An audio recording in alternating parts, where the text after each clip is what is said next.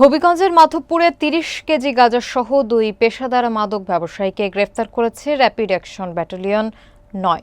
বিস্তারিত দেখুন নাহিদ মিয়ার প্রতিবেদনে।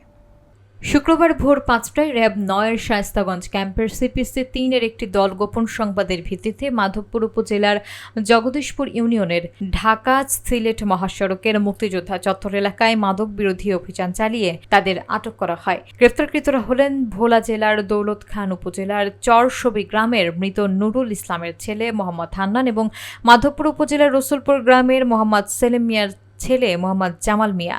র্যাব ৯-এর মিডিয়া অফিসার অতিরিক্ত police super KM Shahidul Islam সোহাগ ঘটনার সত্যতা নিশ্চিত করে জানান, আটককৃতদের বিরুদ্ধে মাদকদ্রব্য নিয়ন্ত্রণ আইনের আওতায় মামলা দায়ের করে জব্দকৃত গাঁজা এবং আলামত সহ মাধবপুর থানায় হস্তান্তর করা হয়েছে। তিনি আরও জানান, মাদক নির্মূলে র্যাবের অভিযান চলমান থাকবে।